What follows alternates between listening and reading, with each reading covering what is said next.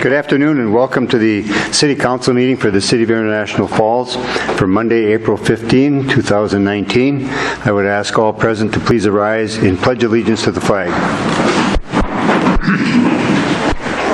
Pledge allegiance to the flag of the United States of America and to the republic for which it stands, one nation, under God, indivisible, with liberty and justice for all.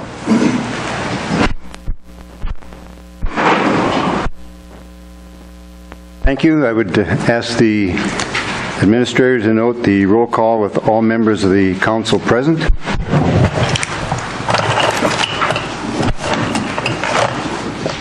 Move to the agenda, and we have a number of additions under the consent agenda. There are two items.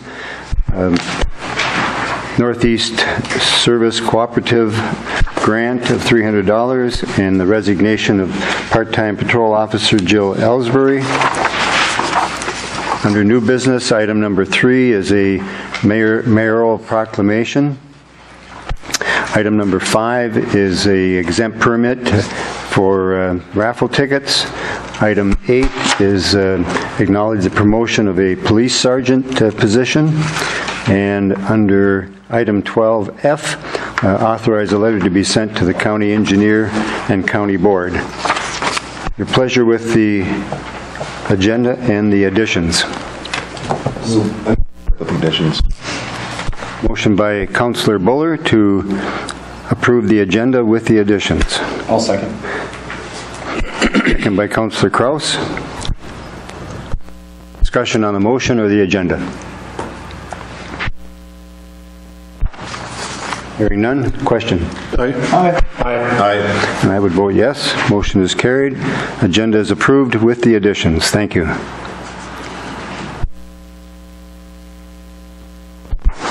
Move to the minutes of the April 1st regular City Council meeting. Council's pleasure with those minutes. Make the motion. Motion by Councillor Deitch to approve the minutes for the April 1, 2019 regular City Council meeting. Second by Councillor Buller.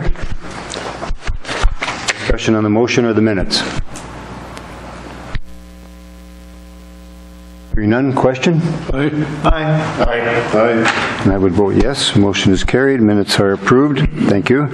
And we'll move to item 2 under minutes, and that's the Committee of the Whole meeting of the Council on Monday, April the 1st. With pleasure with those minutes. So moved. Motion by Councillor Kraus to approve.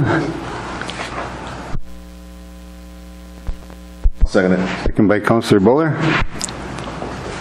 Discussion on those minutes or the motion? One question. Aye. Aye. Aye. Aye. And I would vote yes. Motion is carried, and those minutes are approved also. Thank you. Go to the resolution on transfers and payment of claims. We have transfers to the general fund of $9,951.67, and that comes from the Water and Sewer Fund.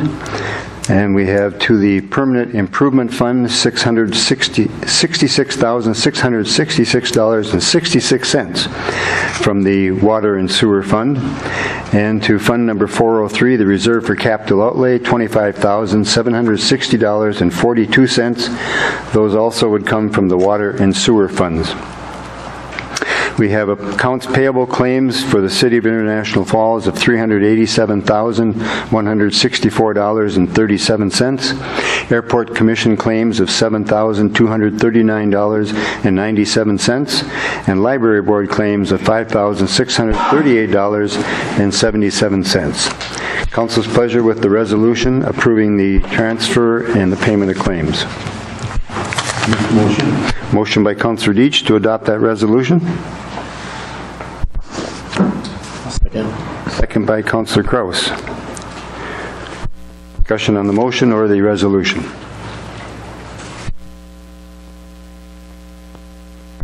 Hearing no discussion. Question? Aye. Aye.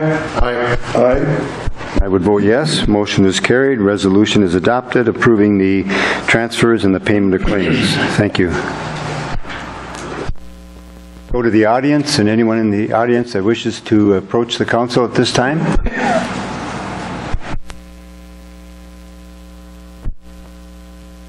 Hearing none, there is another opportunity at the close of the meeting for audience participation. Thank you. We've moved to the public hearing. We have the second reading and the final adoption of the ordinance of the fifth series to amend section 7-7 of the Code of Ordinances to administer and regulate the public rights-of-way in the public interest and to provide for the issuance and regulation of the right-of-way permits. Council's pleasure with that second reading.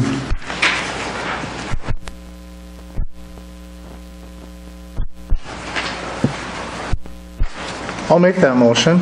Motion by Councilor Droba to approve the second reading of the ordinance. Second. Second by Councilor Kraus. Discussion. City Administrator, did you want to point out the ordinance changes here? Mayor, Council, regarding this ordinance, I've got a couple comments, but the way it's crafted, again, for background, this is a model ordinance that has been drafted by the League of Minnesota Cities relating to communities or assisting communities that are interested in regulating the public rights-of-way and also requiring permits to do excavation and other kinds of work, create obstacles within the public right-of-way. Obviously, the public right-of-way is something of importance for commerce, transportation, joint utilities that is of vital importance to the community as well as the city and the public sector. So what we've done with this ordinance in the first part on the first page, you can see section 7-7, street openings and excavations. That's the existing language that we have on record for relating to how we deal with street openings or excavations within the public right-of-way. Where part 2 starts on page 2, it says chapter 7, streets and sidewalks generally. That's the same title as chapter 7 has now. And then section 7-7, regulating the public rights-of-way in the public interest and to provide for the issuance and regulation of right-of-way permits is the language that was crafted by the League of Minnesota Cities. And it goes on, I think the whole ordinance here document is about 21 pages, so it's fairly lengthy. A couple things I would like to point out is this particular version includes the regulation of small cell wireless facilities within public rights-of-way, which is a relatively new development over the last few years. So there's some language that relates to that. And so it is relatively current and represents how we might want to facilitate regulating and issuing permits within the right-of-way. Part of this is being driven for reasons that we have had excavations, repairs that have been done in various utilities within the public right-of-way. And we found that we really have to track down the contractor or the utility company to do the restoration work that might be necessary. So for instance, if they're digging or doing directional boring or drilling within the right-of-way and they remove blacktop, they might replace the class 5 and the soil materials and compact that. They never come back to repave it again. So this is an opportunity for us with permitting to understand what's happening within the public rights-of-way and to appropriately regulate that and make sure that the final restoration work takes place in accordance with city standards. So that's what makes this ordinance important. I would like to bring up to your attention one item for discussion, and that would be on page 19 of the version that was handed out today, and that says letters, numbers revised on today's date, 4/15/19. And this particular version has the numbering and lettering system that we have in the existing city code. So what was sent out in the packet Friday just involves those changes. The other item that I would like to have the council address, or at least consider, is where on page 19, section Y, says location and relocation of facilities. And the League of Minnesota Cities points out that some communities require the undergrounding of utilities, meaning all utilities have to be underground. You don't have any overhead electric or other kinds of utilities, that they all have to be buried underground. Aesthetically, it offers some improved aesthetics and overall view of the community from as you're traveling the streets, but it also has some safety incorporated in that you don't have to worry about downed trees, downing power lines, and creating public safety issues with a downed power line during a storm event or something like that. So there's some value to that. In order to move forward with that, they're recommending that a separate ordinance dealing with undergrounding, and you'll see that as number 2 there, be adopted by the city. We have not drafted an undergrounding ordinance to be considered by the city, and we haven't initiated that process.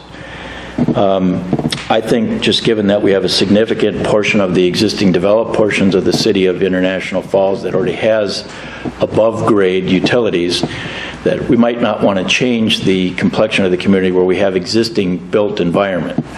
But in a new residential subdivision, we might want to extend the utilities underground in those new subdivisions for the benefits that that provides. So I had suggested that in the highlighted section that we might want to change the language that the League of Minnesota Cities has, and may at the option of the city be located or relocated and maintained underground. So it would give us some discretion as we consider permits in the future as to whether or not they should maybe be underground versus being above ground.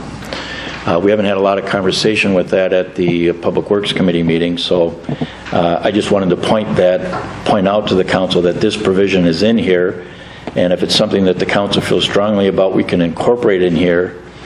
I think what I would probably recommend is, given that we don't have an existing undergrounding ordinance, is that we adopt this ordinance without the undergrounding section, and then if it's something that the council wants to pursue, that the Public Works Committee can look at a draft undergrounding ordinance, and we could also amend this section of this ordinance if we decide to move forward with that and add the appropriate language in here and amend it as part of a future ordinance amendment.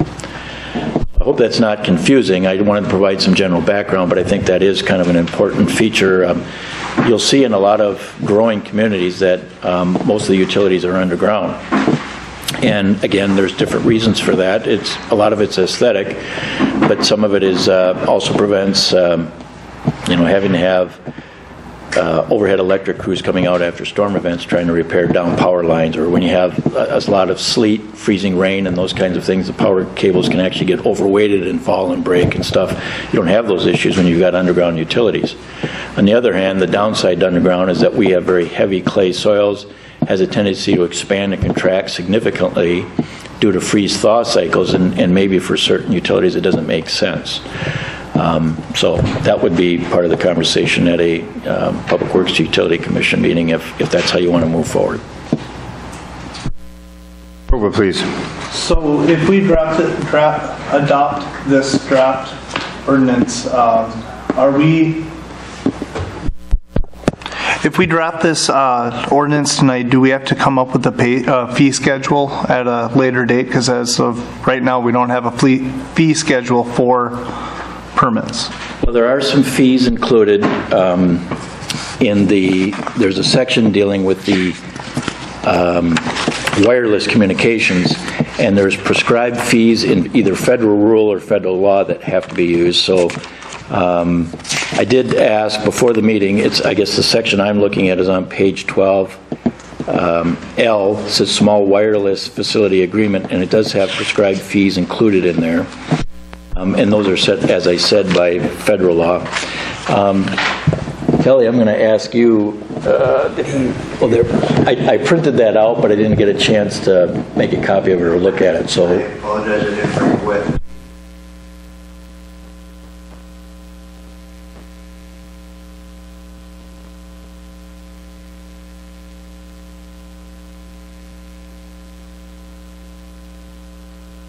It was 100, I think. If you need to go with the recorders up. if you need an easement or something. So that would say that we have an existing ordinance that has a $100 fee for that. That can be revised by resolution anytime the council would want to move forward with that. But And the initial concern that brought the right-of-way ordinance to the forefront had nothing to do with fees or trying to regain cost. It was to make sure that we knew who was working in the right-of-way. So I just wanted to make sure that if moving forward we needed to adopt a fee schedule, that we would be doing that. But if it looks like we're already there, I'm fine with the way that it's written.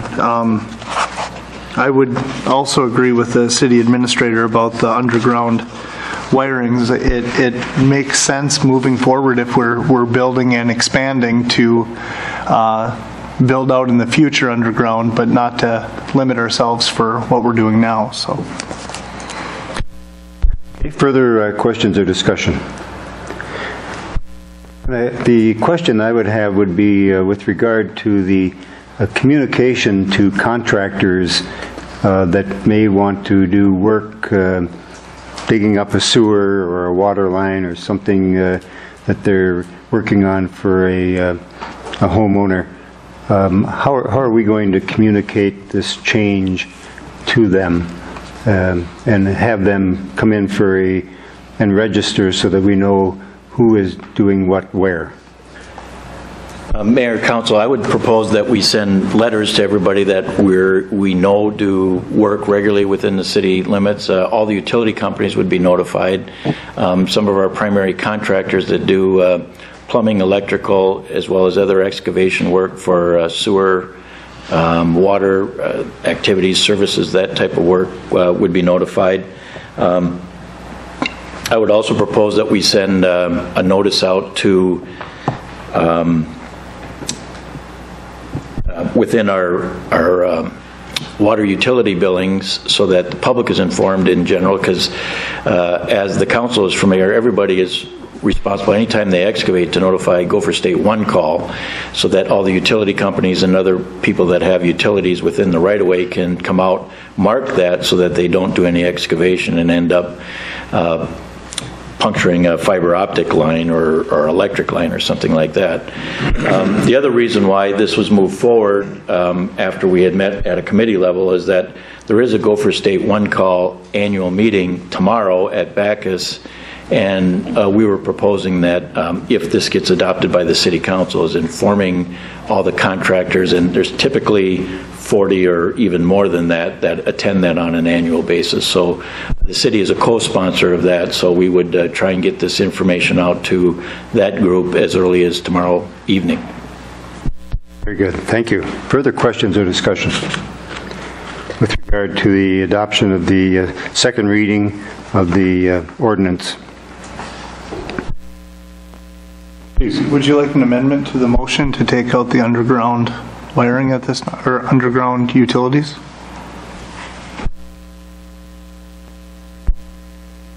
Does it read optional? Is that on page? Mayor, Please. if I could just briefly expand on it, I would recommend that action. I would look for direction from the city council. Do you like the idea of having undergrounding language here? If you do, I think we need to go back and look at the undergrounding ordinance that the League of Minnesota Cities has proposed, and we need to adopt that, because that is part and parcel, at least at their recommendation, with this particular ordinance. And I would propose that the undergrounding section be added at some point in the future if and when the council's ready to move forward with undergrounding requirements. So I think it needs further study at a committee level. And so I would recommend that the first number 2 on page 19 be deleted, and that you adopt the ordinance without the undergrounding provision. But I'd be looking for input from the council. Do you want to further pursue that? Or if you don't, then the ordinance would be good as it stands, with the undergrounding being deleted. I heard your argument to do this, and so I thought you were part of it, but I am in support of it moving forward, but as it was laid out by the city administrator, if it makes more sense for us to get this moving forward and then revisit undergrounding in the near future, I think that would be the direction I'd like to go. So with that being said, I would make the amendment to the motion to remove undergrounding from page 19, section, under section Y, paragraph 2. Thank you. And I would second. Okay, we have a motion by Councillor Droba and a second by Councillor Kraus to amend the ordinance to remove the section on undergrounding. Further questions or discussion?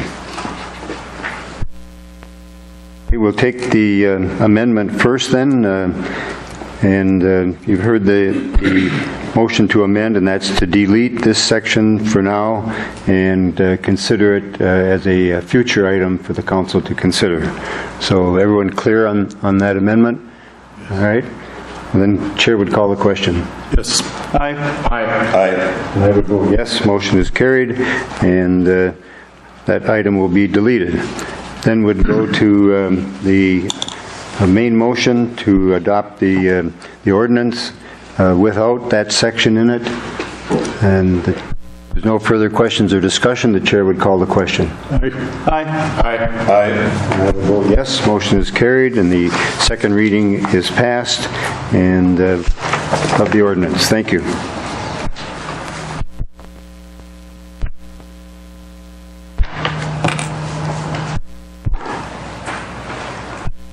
Move to the opening of bids, and we have,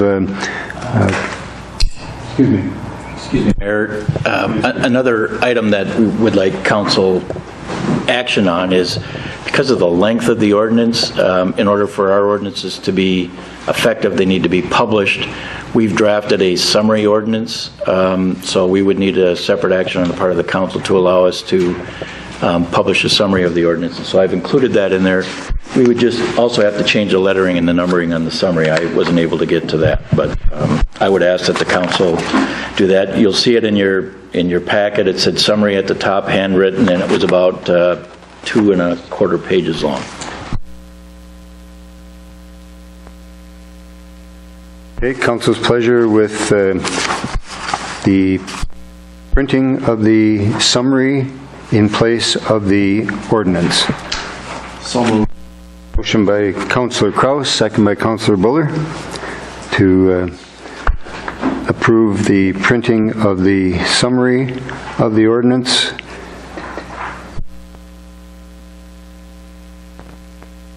Purposes of notifying the public. Discussion. Please. Would something like this be a good thing to hand out like tomorrow night at the Gopher State meeting? It can be. I'd actually probably propose making copies of the entire ordinance. If it's the people that are actually going to be submitting permit applications and that, I would probably propose we give them the full text. But the ordinance does specify that we'll have a copy at the library and we will have a copy in the administration office, so it'll be available to the public anytime that the library is open. We'll have it on our website, and then we'll also have available here in the administration office. But we can have both versions for the public tomorrow to pick up, whichever they prefer. Summary as well as the full ordinance. Thank you. Okay, further questions or discussion? And the motion is to just to print the summary in the official newspaper with regard to the ordinance change. Question? Aye. And I would vote yes. Motion is carried, and approval is given for the printing of the ordinance. Thank you. We'll then move to bids and quotes, and we have the fire department purchase of Lakeland 6-ounce Nomex 2-piece wildland gear from a low quote of Grand Forks Fire for $5,200 payable from General Supplies 101, and approved $2,500 reimbursement from the Minnesota DNR grant by invoice before June 15th, 2019. Chief, did you want to speak to that? Sure.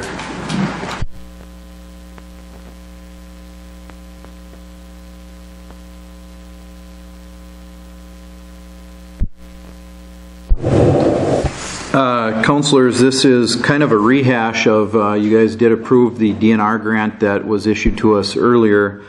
We did qualify for the 50-50 share grant. To get the full $2,500, we need to spend $5,000, get reimbursed at $2,500. As the mayor stated, the funds need to be executed by June 1st and invoiced out by June 15th to qualify for the grant. What we did for the grant process, or for the bid process, is some of our vendors that we use, our most common vendors, Alex Air Apparatus, Hyman Fire, and Grand Forks Fire, are all carriers of Lakeland gear or vendors of Lakeland gear. It was all identically quoted, same materials, same stuff. As you can see on the sheet, the price breakdown on how the bids came back. Grand Forks Fire was low at $325 a set. We went to 16 sets with Grand Forks Fire to get us over that $5,000 threshold. We could have went as high as 18 to fully fill our staff. So we're a couple short, but we will have some replacement gear, some used gear that we can give a couple of our newer firemen to get by. This grant does come around every year, so we'll probably fulfill that next year to get the other 3 finished up. So yeah, that gets us very close. We've done this grant in the past for turnout gear. We did roughly half of the firefighters before, and this finishes up most of them. Questions for Chief Manassa? Not. Is there a motion to approve the purchase? So moved. Motion by Councillor Kraus. Second. Second by Councillor Deitch. Questions or discussion? Hearing none. Question? Aye. Aye. Aye. I would vote yes. Motion is carried. Purchase is authorized. Thank you.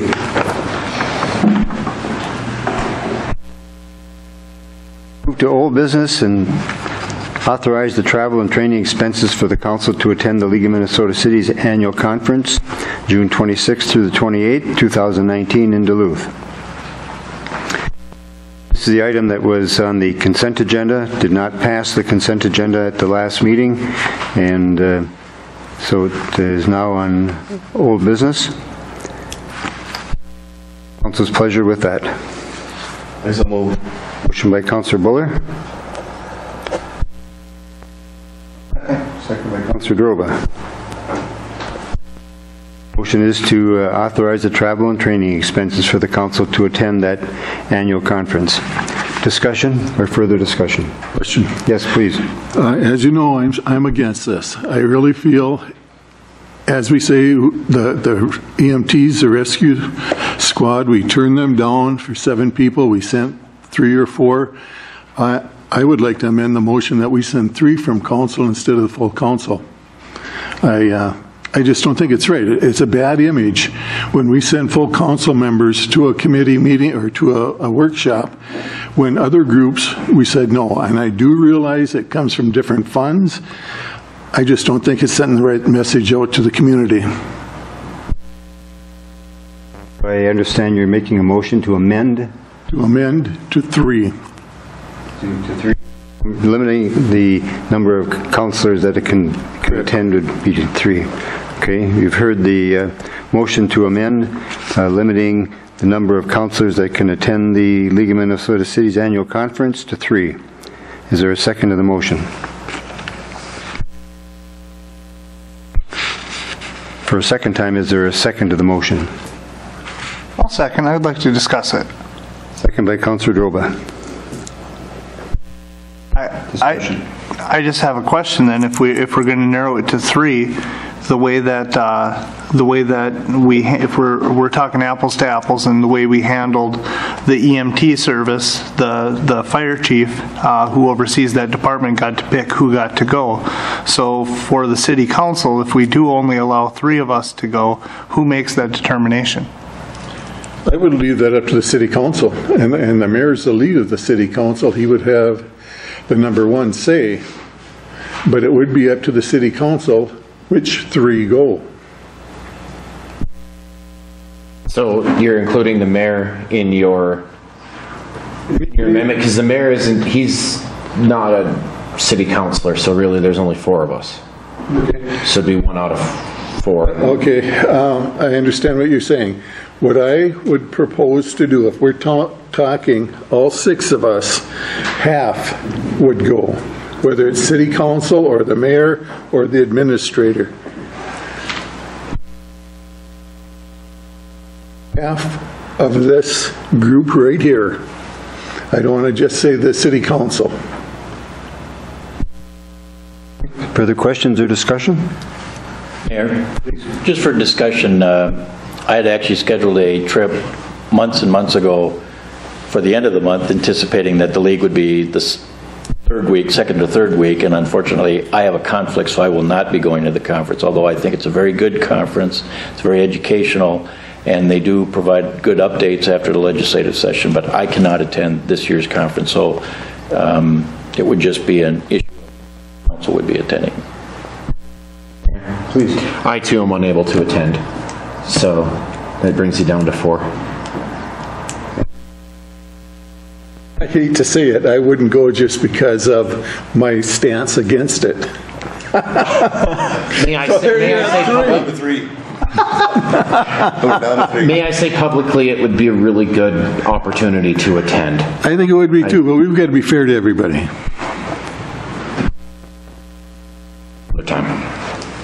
All right.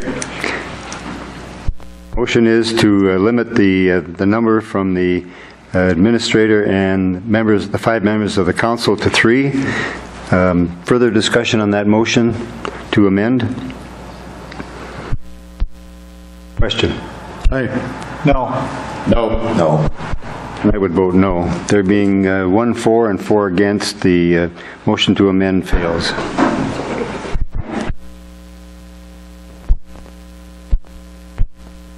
We're back to the main motion on authorizing travel and training expenses for the council and administration to attend. Further discussion? Question? No. Yes. Aye. I would vote yes. There being 4 for the motion and 1 opposed, the motion carries.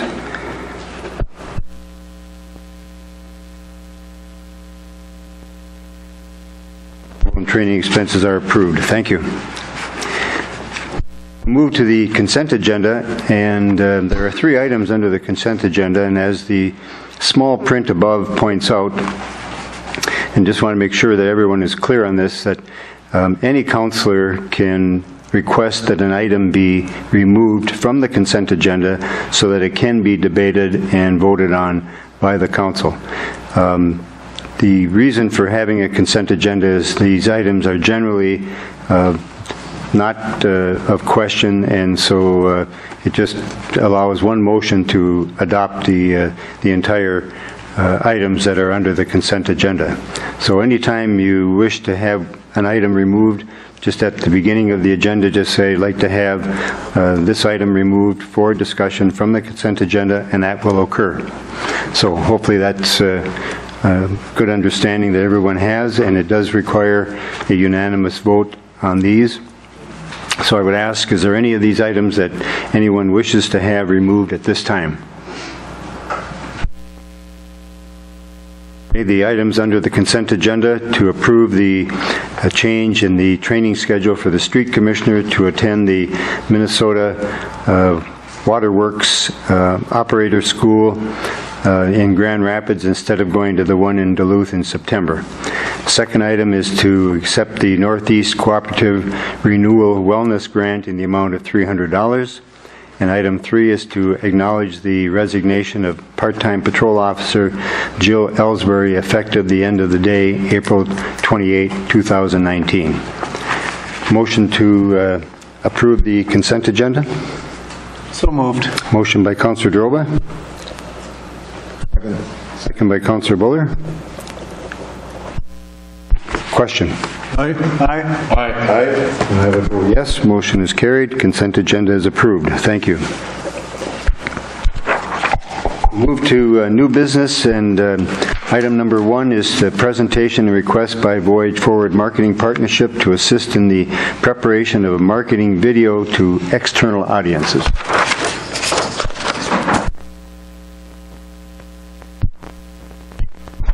afternoon, Mayor, members of council, the administration. Tricia and I are here as part of that Voyage Forward effort. We're made up of the communities within the county that would like to encourage people bringing their business to our county. That is the purpose of effort. At present, we have applied for a grant from the Couchiching Technology. They have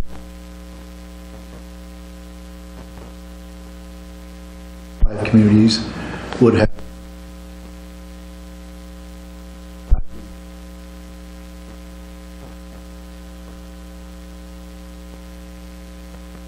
not know the outcome of that grant.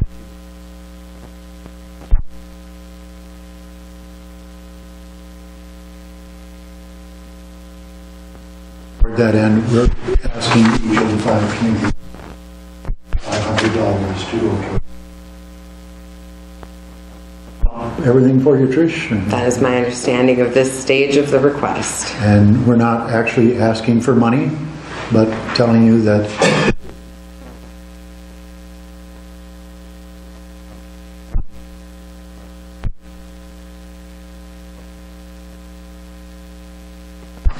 Okay, questions by the council? I have a point of clarification as well. Included in the involvement, part of the ask is, or included in the process, part of the ask is involvement of the city for the production of the video for the city of International Falls.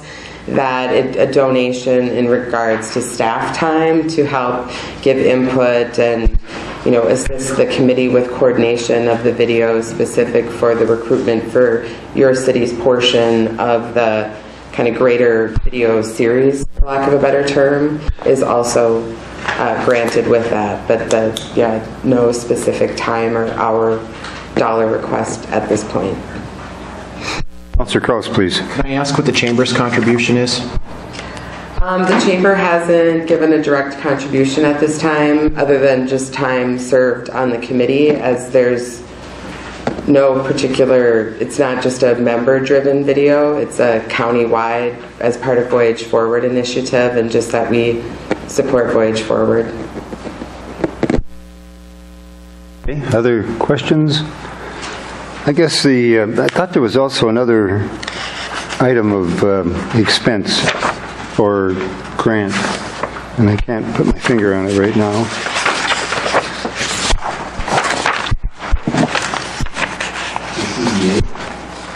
Oh yes, that's what it was. The KCDA was also right as a potential source of additional funds to make up the difference. We'd be asking for the Couchiching Technology.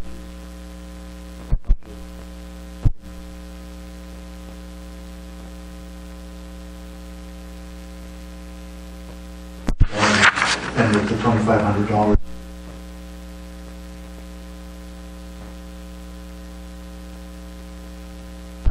that we would be asking to provide.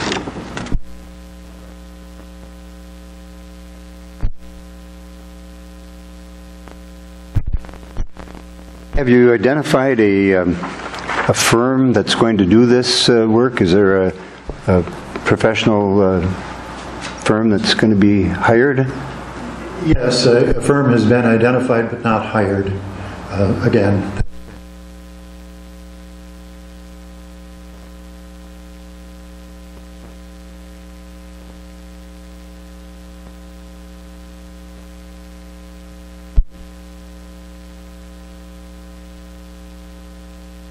Yes, I'm bothered by this to the extent that the council had an opportunity to have a city video done about a year ago, I believe, at this time. An offer from a firm outside the community to come in and do a video for the city at no expense to the city. But they did want to be able to sell advertising videos for businesses in the community. The council turned it down at that time, that offer. I'm also concerned, I guess, that the city and county, I think, have been working well together through KEDA and the Airport Commission, and this seems like it's somewhat putting everybody out on their own. It's not having, and I think KEDA does marketing also for the city and county on economic development. So I'm wondering why the need to do this, this in addition to what KEDA does. I'm unfamiliar with the current marketing plan and activities of the KEDA, so I could not speak, nor have I seen them specifically. But this is a Voyage Forward, so is a countywide and collaborative, and the marketing destiny driver, which is taking the lead on this as one of the remaining acting or currently active drivers, does have full county representation of all cities. Administrator Anderson is part of the committee, is there through collaboration to represent that. Paul Nevenin is part of this particular destiny driver, giving input and representing KEDA. Representatives from Big Falls, Little Fork, Birchdale, the county, the city, the chamber, some businesses. It's still a rather large group, Rainier, that meets and does that. So this still has the county-wide focus of what that is, but it's the point on the individual pieces and city pieces was to highlight the different areas too, kind of we are one, but what are the parts that make the whole? And then, format it in such a way that could be combined together to also cut and highlight everybody both individually. So if we're making a collaborative countywide video, that there's individual city pieces that the city could use as well for their own marketing or whatnot purposes towards that, if they chose as an individual city. We're talking more about economic development, or are we just talking about just a general city video? Well, the specific scripts haven't been developed, and that's where each city would be invited to be part of what's represented on that and part of what the group has been, because it's an overall consistent message for the county that each city's video isn't so wildly different that the ability to cut and combine them is lost. So I think the group was looking at as phases of a marketing plan is progressing, that first we developed the one-page summary of moving to the county that we've shared, and different cities have customized that had the same message but had individual area customization to the piece to be used to encourage and develop messaging about moving back to our area. And that the video then kind of brings that to life in that format. So that written bulleted piece would sort of provide the script and the outline for what the videos would be, but that the cities themselves would have an opportunity to pick, right, what are our selected landmarks or shots that we would want to highlight for our area, or if it, we talked about it including interviews of individuals within the community to do that the city could say, right, these are people who we would like to promote, and to do that there's some scope of video, right, like finalization that isn't all laid out, that we would invite, and as part of, again, Administrator Anderson's involvement in the committee, to also liaise some between the council of what that group is doing, and your involvement and input into that. Okay. Further questions? So at this time, you're really just kind of giving us information? That's kind of where we're at? It doesn't look to me like there's any action with this. It's just information. Not asking for anything, but rather trying to keep you informed. So as a group, as the Destiny Driver, have been moving forward and putting in time and effort over the past few months of developing this video project, we've gotten to the point now where our efforts we're ready to bring to fruition, and that requires funding. So as we're seeking out funding sources, one of the sources identified was the Blandin broadband community grant that we received, and knowing that there had been other communities who had used portions of that grant that involved different internet marketing or video marketing and things like that. Like Ely used it and launched their whole Elyites website and stuff. So, while we weren't taking the whole grant, we thought if there was a portion of it, because it still had community-wide, county-wide efforts and extension, that it covered all, right? It just wasn't just for one city, it was still for all. So that if that grant comes through, as Pete mentioned, and there's a match required, that at another time we would come back and would be asking for some participation and financial donation to the council. But if this is also serving as initial FYI, I would also say to please reach out to any member of that Destiny Driver, or attend a meeting if you have input, or reach out to any one of us if there's, we can share who's all on that committee. If you would like to be part of the video or hear a little bit more about where we're at and what we've outlined with regards to that. Thank you. Further? Thank you. Thank you.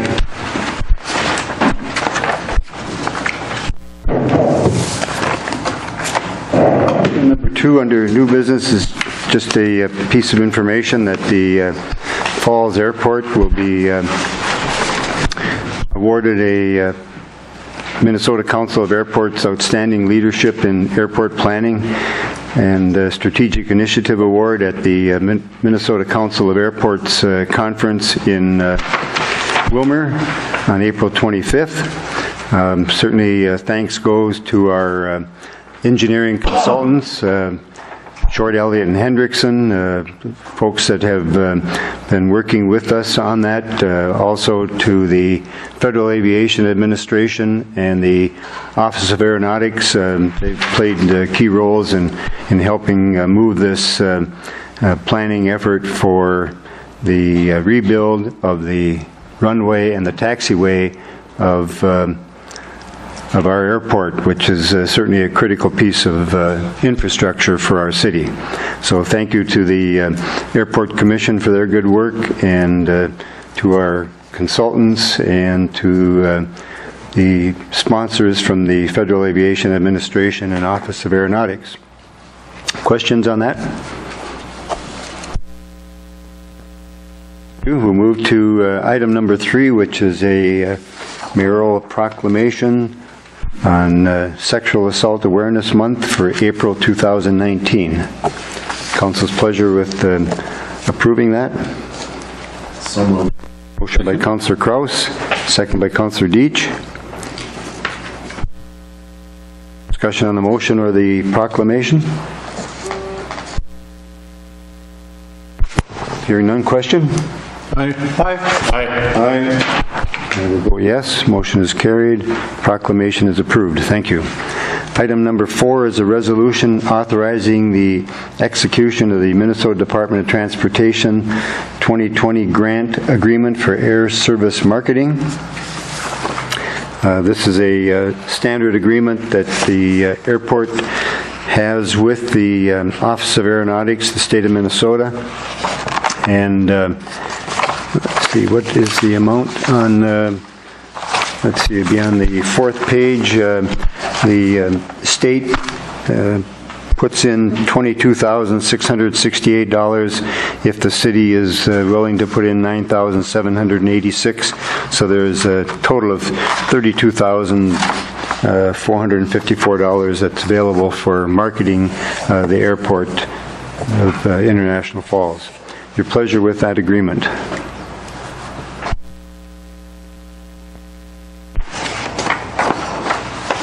And so moved. Motion by Councilor Buller. Second. Second by Councilor Droba. Questions or discussion?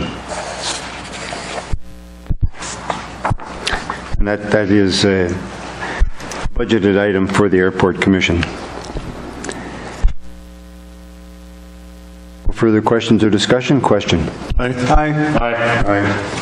Yes. Motion is carried, and marketing agreement is approved. Thank you. Item number 5 is also new, and that's a resolution approving application for an exempt permit for the Veterans of Foreign Wars auxiliary to the Peter Graham Post to sell raffle tickets, with the drawing to be held on July the 4th, 2019. So moved. By Councillor Kraus. Second. Second by Councillor Deitch. Discussion. Question. Aye. Aye. I would vote yes. There being 4 for the motion and 1 abstention, motion carries. Resolution is adopted and the permit is approved. Thank you. Item number 6 is acknowledgement of the retirement of Brad Hopke from the Public Works Department after 29 years of service, effective on the end of the day, April 26, 2019. Commissioner Brokaw, anything that you have to say about that? Thank Brad for Wonderful employee. Thank you. Council's pleasure then with that. I guess that's just information. We don't need to accept the resignation. Thank you. Move to item 7 and acknowledge the promotion to police captain position as presented by Chief Maston, please.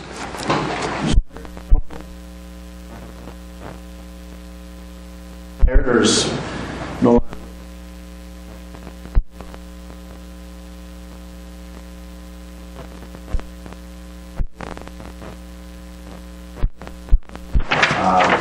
so the police civil service conducted interviews for the rank of sergeant as well as captain and provided the list of eligibles, and that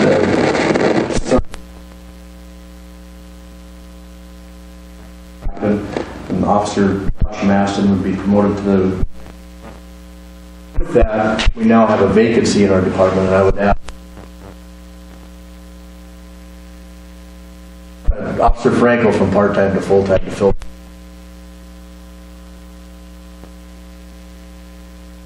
All right, so the first 2 items, so it would be Sergeant Mike Koschuk is going to be the captain, and that's effective May 1st? May 1st, and then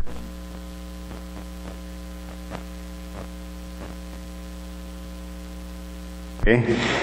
And then the second one is the going from patrolman to sergeant, and that's Josh Maston, and that's effective also May 1st?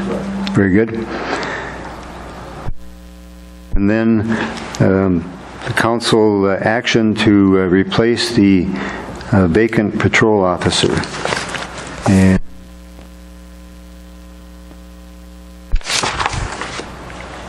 that would be Brian Franco would move from part-time to full-time then? Okay, council's pleasure with that action? so moved. Motion by Councillor Buller. I'll second. Second by Councillor Kraus to approve the Brian Franco becoming a full-time patrol officer for the city. Discussion on the motion. Question? Please. Chief Maston. So now you'll have 2 part-time openings with... We have continued part-time openings. It's times have changed a little bit, and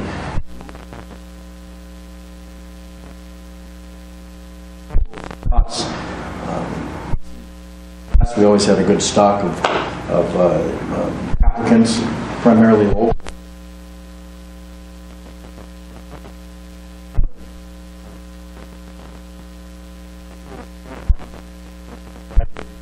Classes of 23.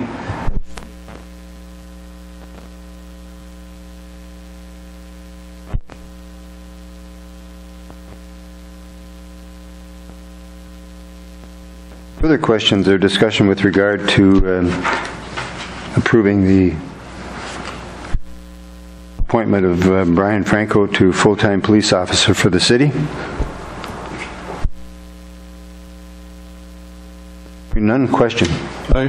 Aye. I would vote yes. Motion is carried and approval for the appointment is made. Thank you. Thank you, Chief. Move to item 10 under new business, just a information piece from Mid-Continent that they are increasing their cable rates in accordance with their memo. The only item that was kind of bothersome is the fourth paragraph. It says that this is the final year that we will send this letter, that city governments can always access up to date. Maybe they always let their clients or their folks who have cable and internet know that. I don't know. But it doesn't sound like we will be notified of further ones. I thought they always had to, but... Please. I would just add that the city does have a franchise agreement and an ordinance in place with Mid-Continent Communications, and so if that particular agreement requires notification, I will inform Midco of such until the agreement expires that they do have to notify us, but I haven't independently verified that, and I will do so. Attorney, do you have any comments on that? I don't know. There's a good possibility that requirement might be in there, but I don't know off the top of my head. Okay. Something we need to research further. Any questions or discussion on the part of the council? Not, we will move to the next item, and that's recommendation from the Public Works and Infrastructure Committee to set the public hearing for the Highway 53 project municipal consent process. And the committee is recommending that the hearing be held on Tuesday, May 21st, 2019 at 6:30 p.m. here in the City Council chambers.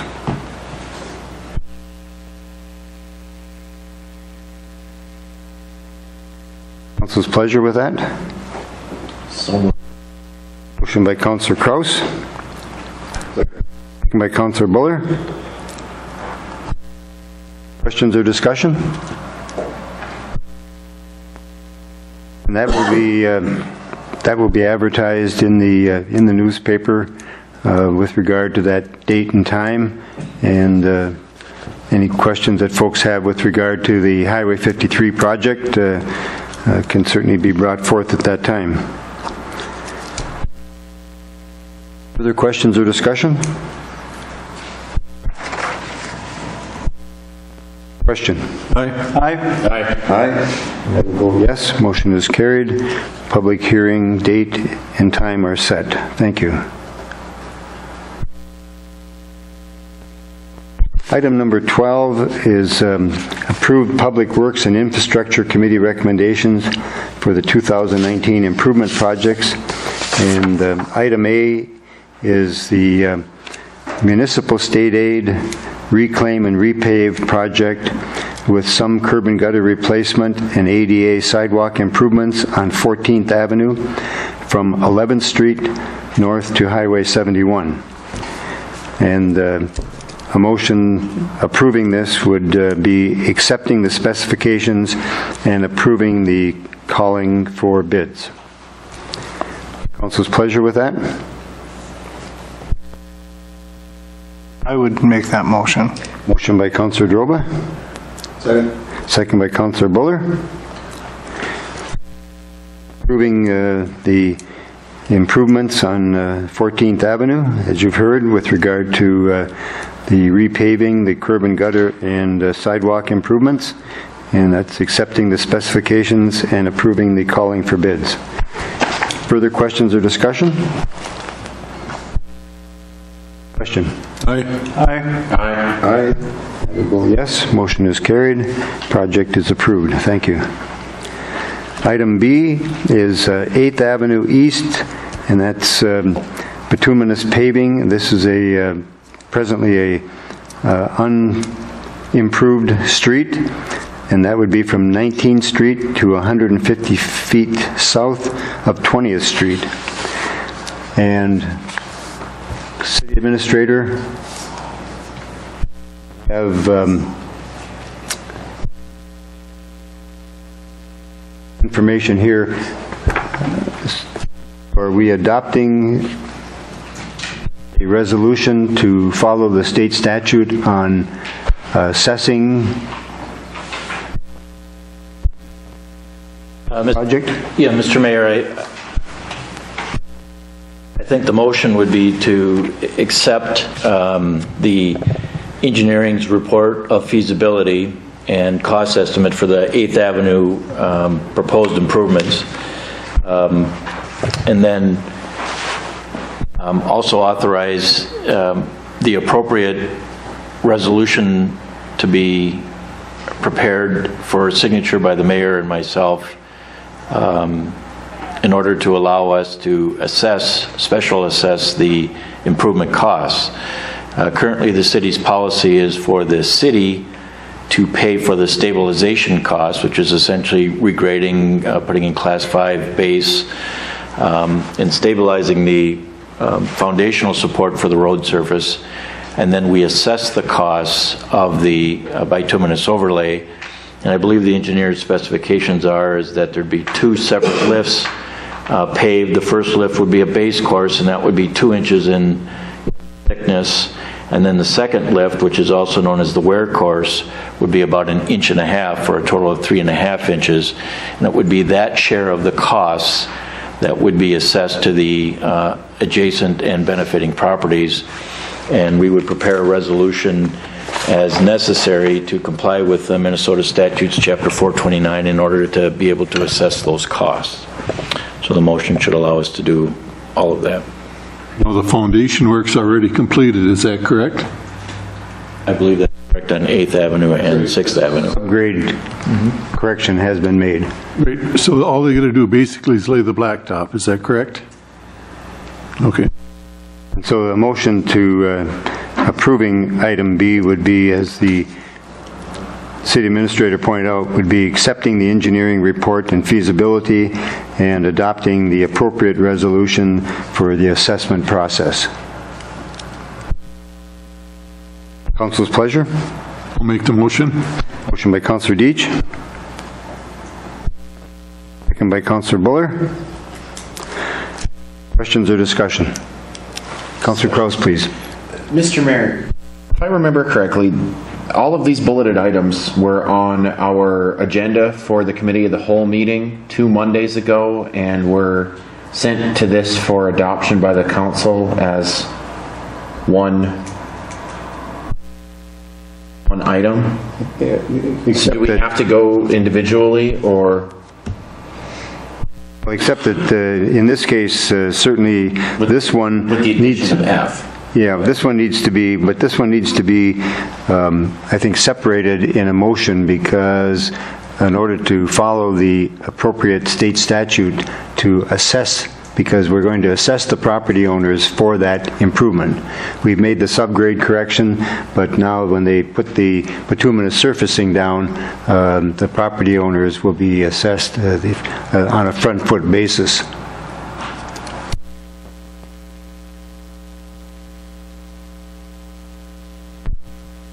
Further questions or discussion?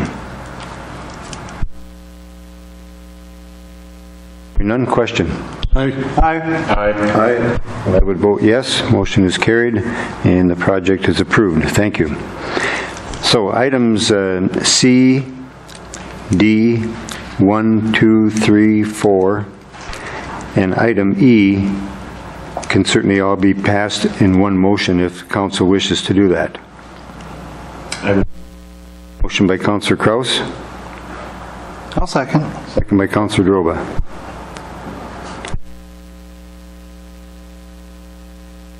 Questions or discussion on any of the projects listed? Mayor, clarification. The motion was to approve which items again? Item C, the bituminous reclaim and paving of Shorewood Drive for the first 450 feet. The water main replacement on Randy's and Sears in that alley behind those businesses. Highway 53, doing the water line replacement there and reconnecting the services between 18th and 20th Street. Again on Highway 53, under item 3, between 15th Street and 18th Street and 20th Street and Crescent Drive, putting in a 1-inch copper line services. And then the sanitary sewer projects would be cleaning the sewer lines and televising those mains, 7th Avenue and 5th Avenue.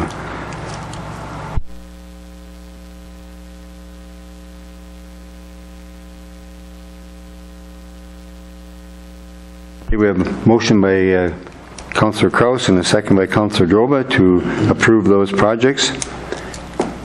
Questions or discussion with regard to any of the projects? For the motion. Hearing none, question. Aye. Aye. Aye. I will vote yes. Motion is carried. The projects are approved. Thank you.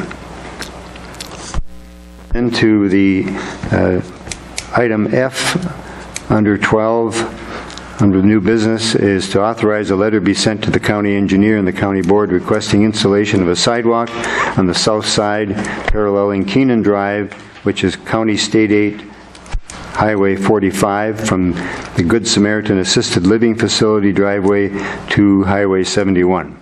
Council's pleasure with that. Motion. Motion by Councillor Deitch. Second. Second by Councillor Kraus. Discussion. Question. Aye. Aye. Aye. I would vote yes. Motion is carried. The letter will be sent. Thank you. Item 13 under new business is to reconsider the approval of the inflow and infiltration investigation and elimination agreement as revised and accepted by the North Cooch Area Sanitary District and authorize the signatures. So moved. Motion by Councillor Droba. Second. Second by Councillor Buller. Question?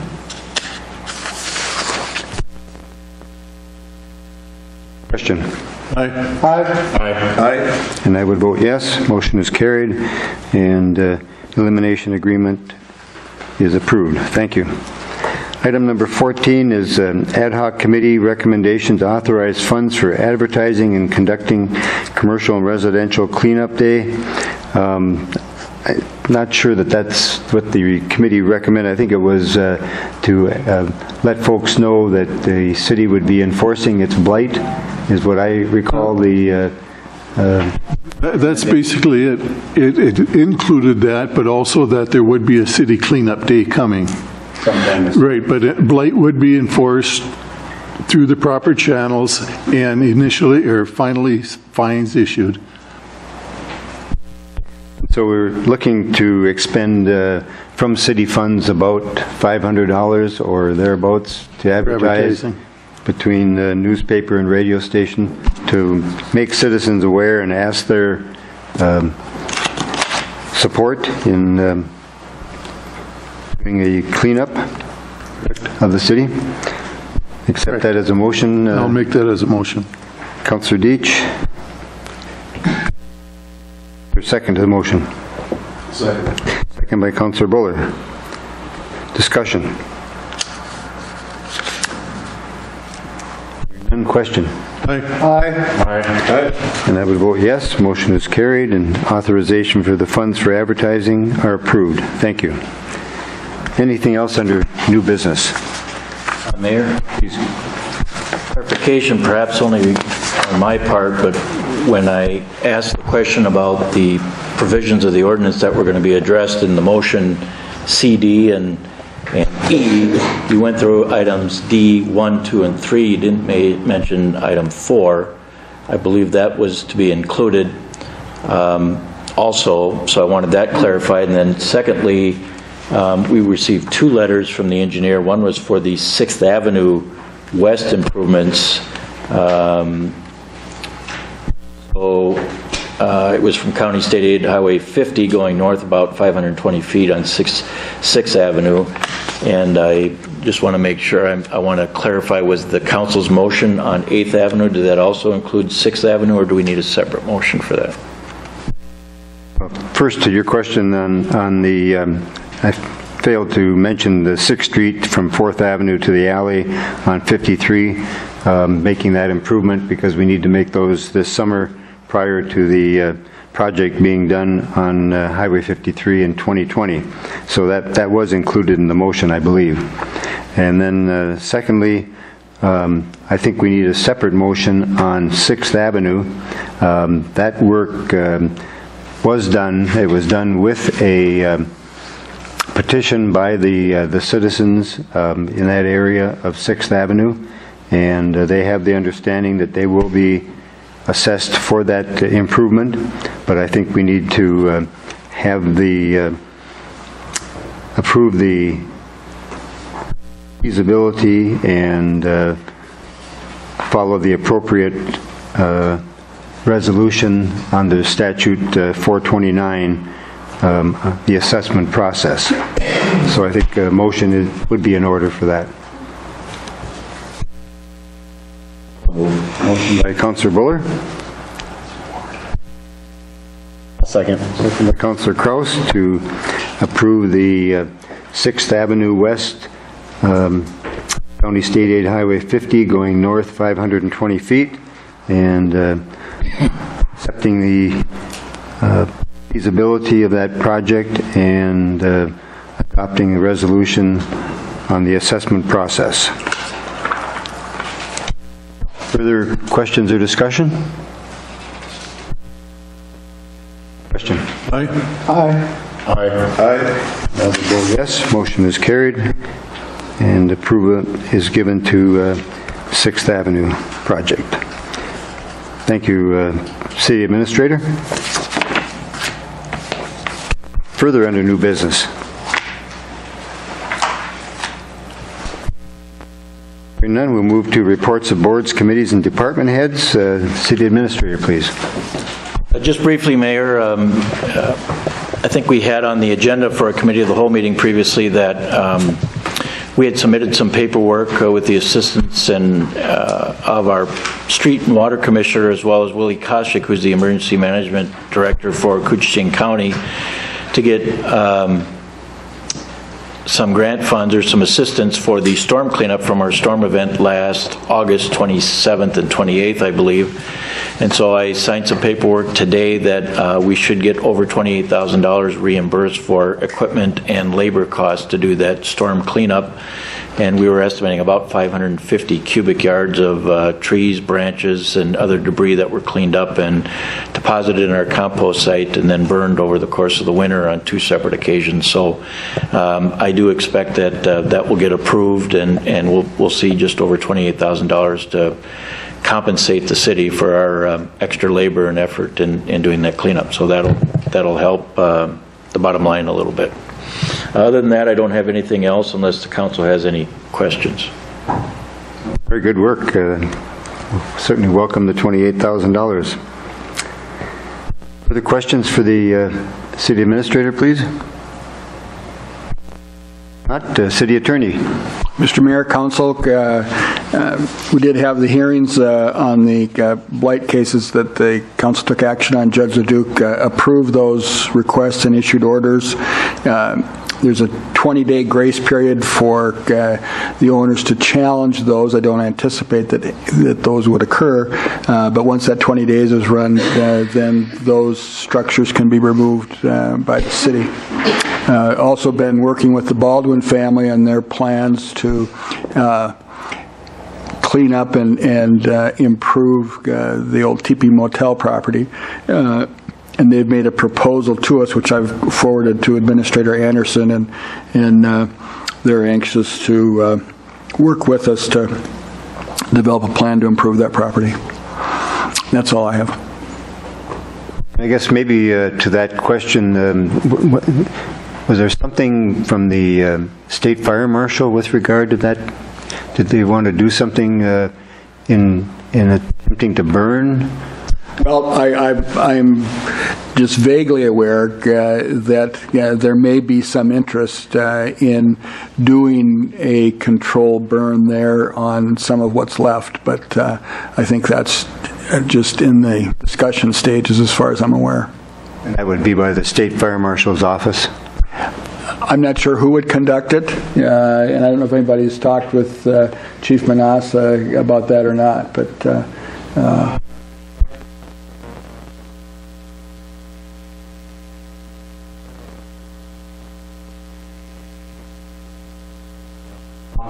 State Fire Marshal's office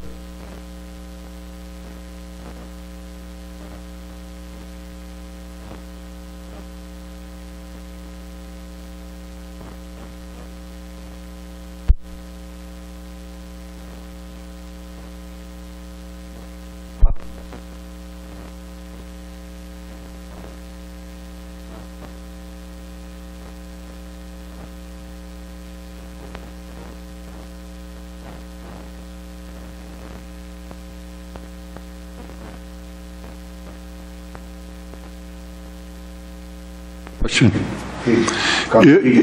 If this should take place, who would be responsible for the demolition of the burned material? Controlled burn takes place? Right. I don't know, but that'd be Would one the of city or would the state fire marshal's department or somebody else? Because they're treated differently, correct? I certainly no agency is going to be able to do something to create additional cost for us without our agreement and participation and so forth. But that's not something that's been discussed with me. But if they are expecting the city to bear any cost, they'd need to be getting our approval ahead of time. Thank you. Yeah. Councilor Kraus, please. It's my understanding that such an event comes with compensation to the city since they're utilizing it as a training. They will then help pay for the cleanup, or pay for the cleanup, is my understanding, just from what I've heard. That would be a benefit to everyone. So utilizes the structure, rather than just taking it down, they actually get to utilize the structure one last time and then help. So it's kind of a win-win for everybody. Very good.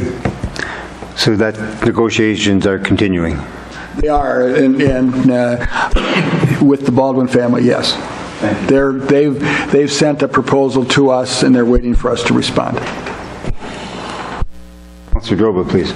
If they send a proposal, and I'm concerned that whatever the proposal comes to, obviously it's going to have city council approval.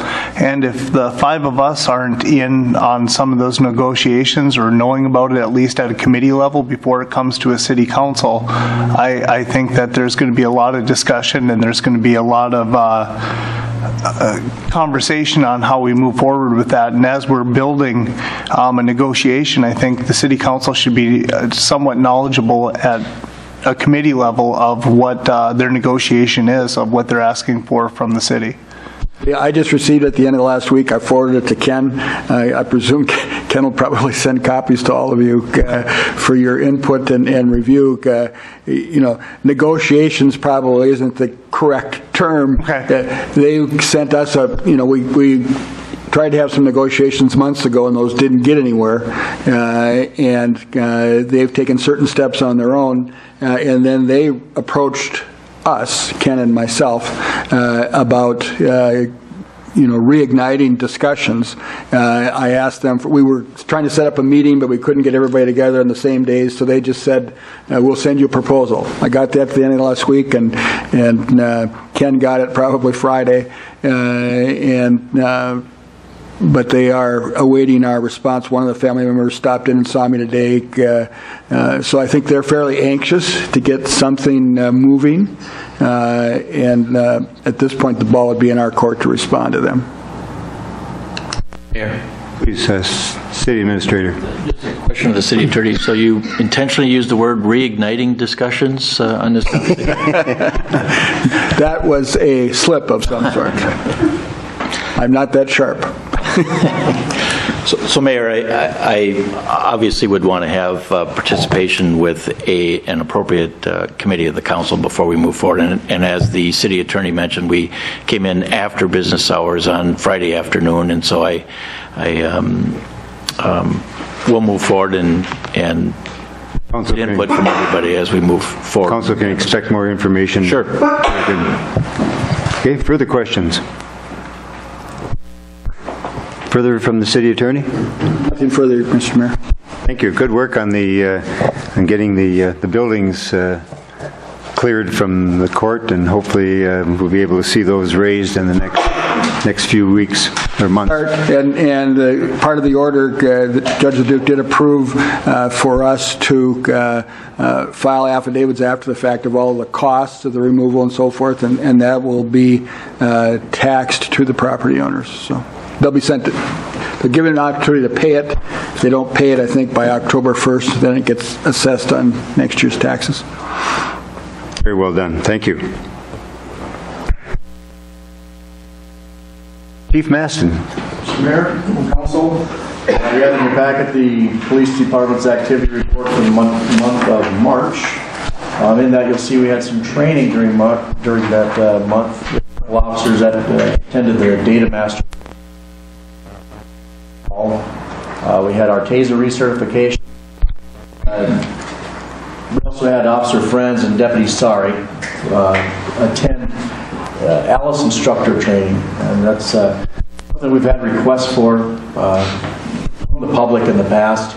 And so it's an active threat instructors, so where they can go into school, banks, or your business or whatever, and help those organizations develop plans and react to any sort of active threat. So full swing, and hopefully it's a good resource for our community. As far as statistically, we had 417 calls for service, conducted 139 traffic stops, assisted 30 medicals, and we generated 100 new case reports. Well, that's broken down in the back. Good, thank you. Questions for Chief Maston?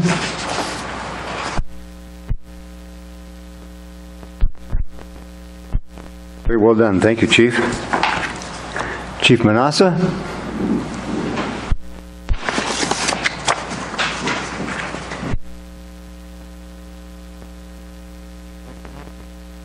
Councilors, report for activities in March. We had 4 fire department callouts. I guess I should explain how my report looks here. The 4 fire department callouts are full responses of the department. You'll see below there 10 city responses and 1 rural.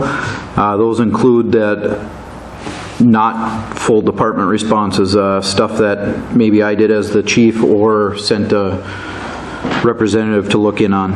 So within those 10 responses, we had 1 commercial fire, 1 residential, 1 motor vehicle accident, 2 hot electrical complaints, 1 natural gas leak, and 4 CO alarms.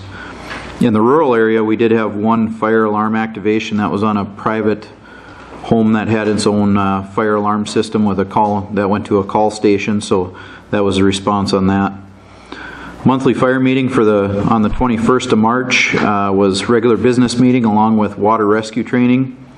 That went very well. And then again, just a note on our upcoming training this Thursday for April. We do have Journeyman Fire Lab. There is an attachment in your packet that explains that. Should be a good training for us. Ambulance for the month of March, we had 77 911 calls, 41 transfers for a total of 118 runs. In comparison to March of 18 at 101 runs. That brings the total up for 2019 to 222 911s, 119 transfers, and 341 total ambulance runs. Monthly meeting and training was on the 12th, regular business meeting, and included skill stations for the EMTs and paramedics.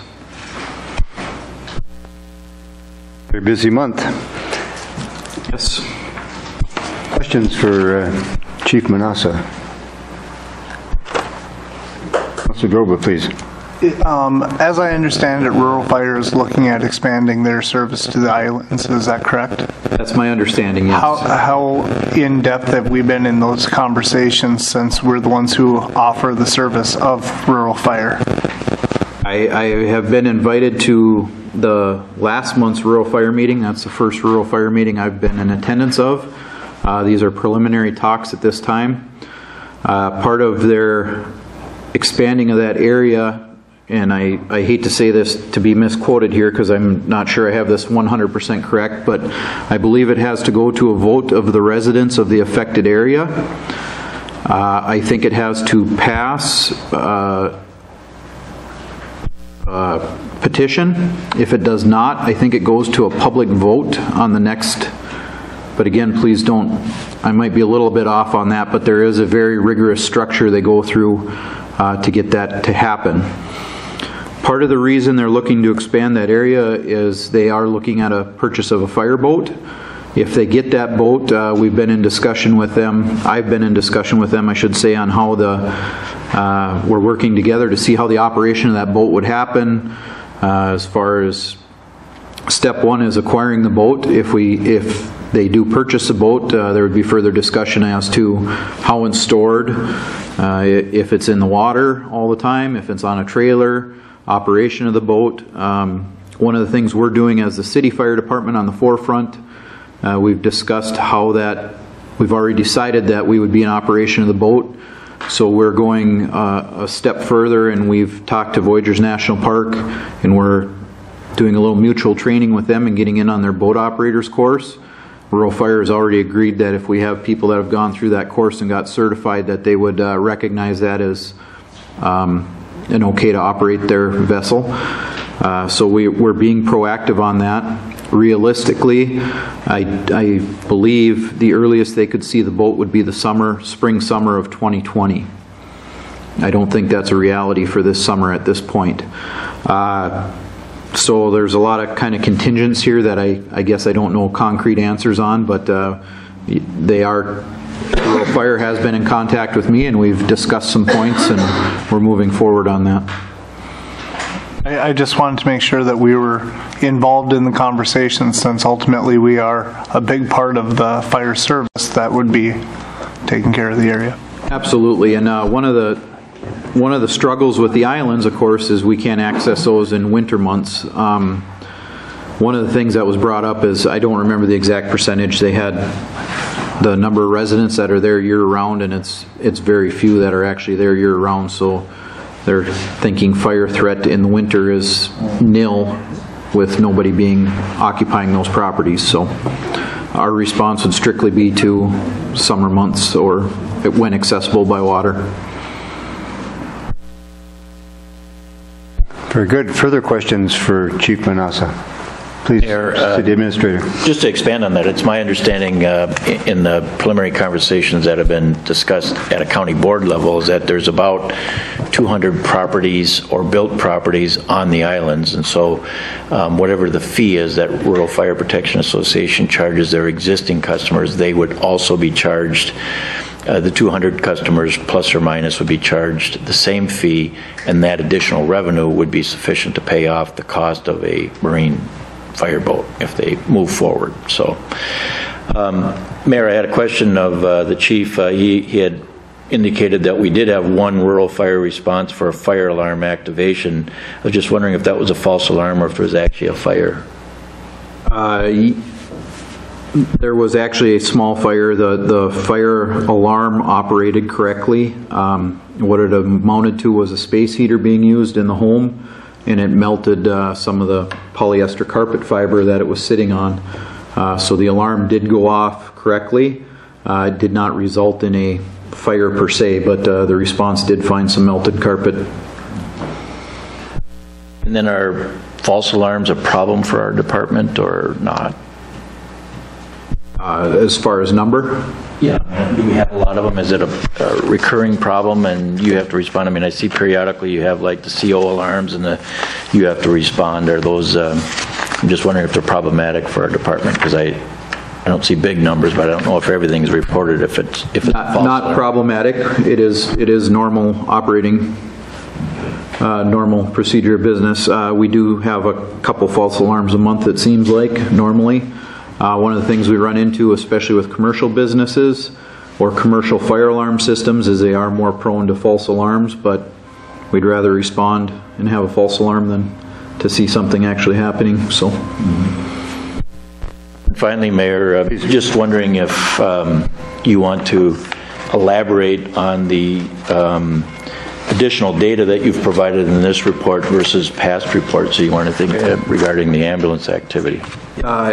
Yes, sir. I didn't include that in the sheet I'm looking at, but just for a general understanding, much like Chief Maston's report with the Zerker printout, that's the report I run to tabulate the numbers I get for my ambulance report. So I did want to include that so the council has a view of an exact breakdown of the ambulance activity.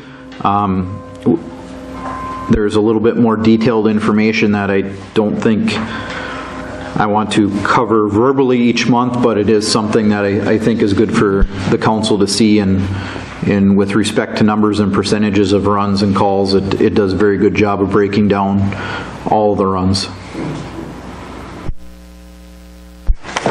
Great information. Thank you. Further questions? Thank you, Chief. Thank you. Very well done. Building inspector. Thank you, Mayor and Council.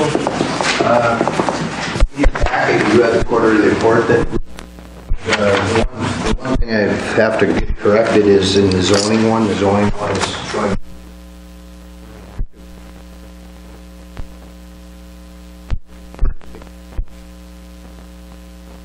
elevation, so that's why the numbers aren't correct. We don't have the input in the office staff. I'm not sure what the report is skinny. Actually, it's been pretty active.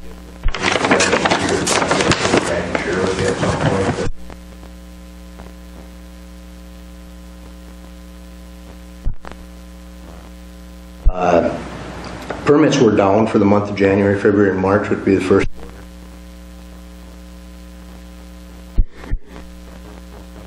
High snow levels, buildings.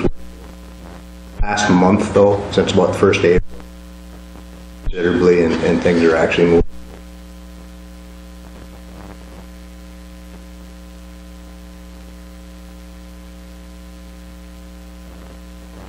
Last few years, we've been pretty fortunate. We had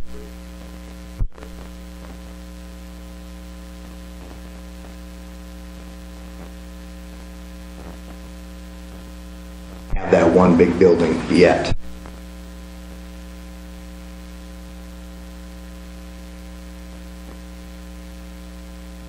In just regard to the terminal building, phase 2 at the airport, I know that folks are anxious to get in there, and I know there's still some finishing work left to be done, but you will be issuing a certificate of occupancy sometime in the next I did speak month. With, the GSA person.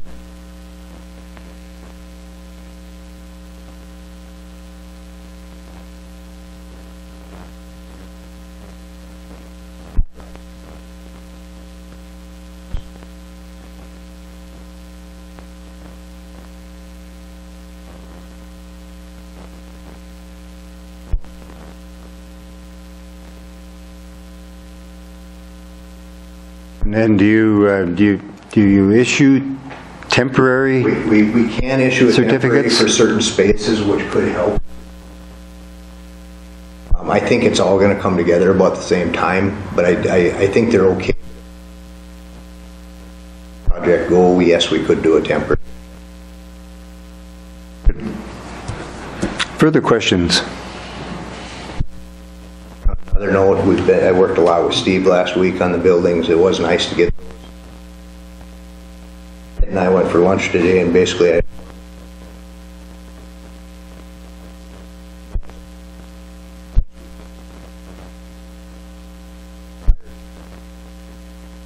application says the gas and everything.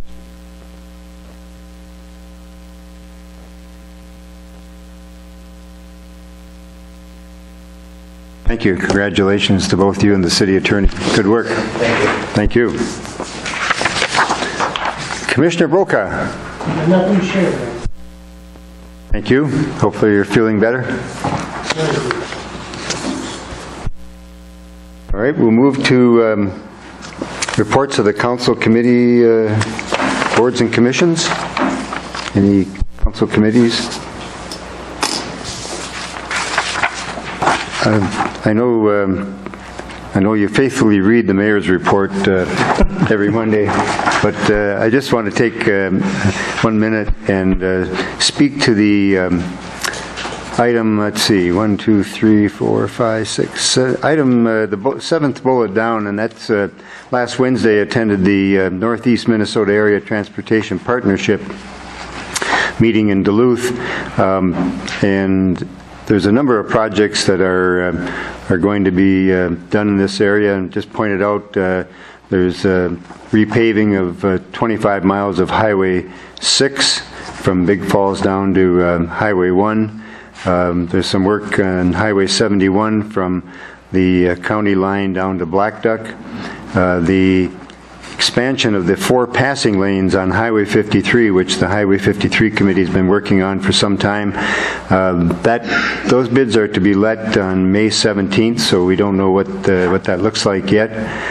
And then The Department of Transportation, District 1, has awarded the Arrowhead Regional Development Commission the planning grant for a transportation plan for International Falls, and that's they would like to begin that talking to the ARDC this fall sometime, and that will include the rebuild of Highway 71, which would be on the west side of town here, and that's scheduled from, I think, 2025 or 2026 is what I believe it was. City Administrator, you and I met with the District 1 engineer, and I thought he had said 2025, but at the meeting they said 2026, so I'm not sure which it is. So, questions with regard to that or anything on the mayor's report? Again, anything further from committees? If not, let's see, you got the quarterly water report, and we did put together the letter for the servants of shelter, and so they got that in time to submit with their grant. The next regular city council meeting will be Monday, May the 6th. Nothing further to come before the council at this time. Please. Sorry, can I just do, I have this opportunity for a little chamber plug. So we have an upcoming Lunch and Learn on May 23rd. The Board of Waters Rules and Regulation of the Water.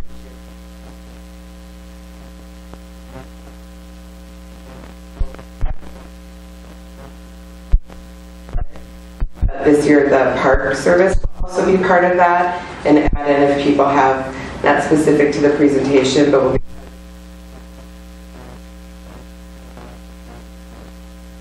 also wanted to notify the council that the chamber has announced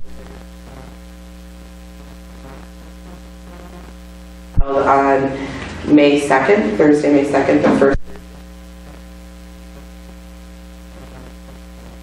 Bonnie Erickson has been awarded the Citizen of the Year.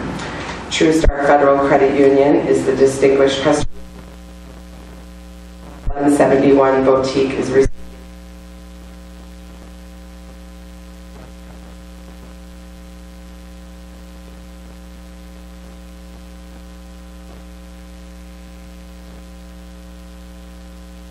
Thank you, Tricia. That's great news. I apologize. I should have asked for audience, and I didn't. And I get anxious. I get anxious when these meetings run more than an hour, and so. No, thank you. I will ask for audience at this time. Is there anyone that has an audience? Mr. Wallen, please. Traveling and training expense for the company that they're being trained for. What is the question again, please? Where does this come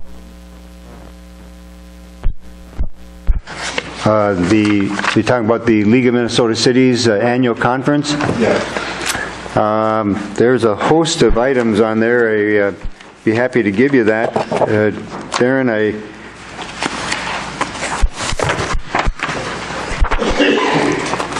and the counselors that attend that can attend any of the trainings that are listed on there.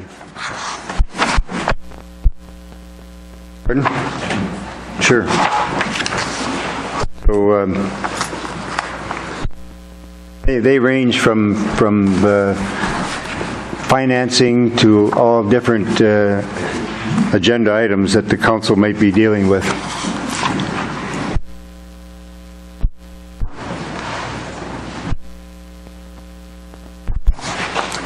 Further under the audience, anyone that wishes to approach the council at this time?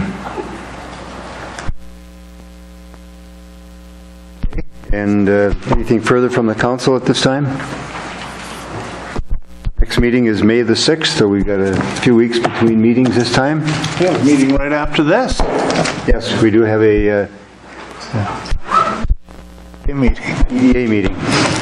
If there's nothing further to come before the council at this time, we will stand adjourned as a council.